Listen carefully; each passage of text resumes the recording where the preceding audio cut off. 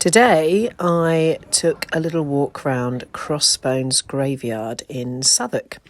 So as you can see here, sorry about the wobbly camera, this is a beautiful remembrance garden in Southwark for the old Crossbones Graveyard, which is believed to be the final resting place of the Winchester geese, who were prostitutes who operated over the river in the Winchester Palace.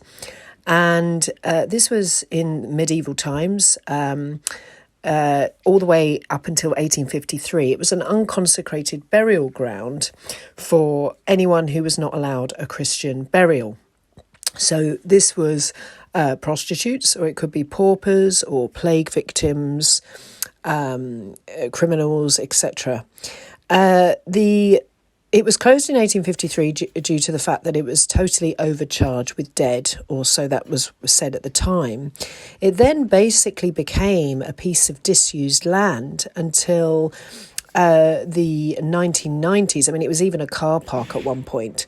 But in the 1990s, they were doing excavations for the new Jubilee Line extension, and they uncovered, it was sort of rediscovered, this graveyard, Crossbones.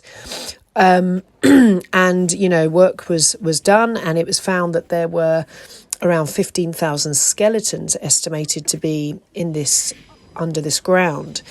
And 148 were brought to the surface and were analysed, and it was found that over 60% of them were children, and it was mainly women. And when they analysed some of the skeletons, the bodies, they found that they had advanced stages of syphilis. That's the gate there you can see with all the ribbons people have tied on it in remembrance. So they know that it was mainly prostitutes that were buried here. And there is a particularly sad documentary called The Crossbones Girl, which shows one of the victims, who was a 16-year-old called Elizabeth Mitchell, who was very tiny, 4'10" or something, and she was found to have died of syphilis as a, child prostitute. It was, when it was discovered, a man called John Crow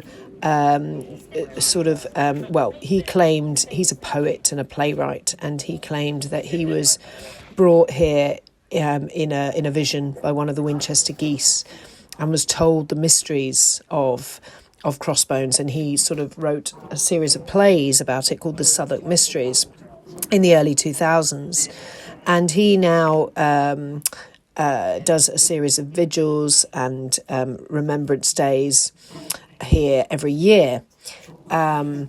It's a beautiful place now, as you can see. It's been turned into a lovely garden, and every year they have the Dean of Southwark Cathedral come to bless it. Definitely worth visiting. If you're a dark tourist fan, it's really beautiful.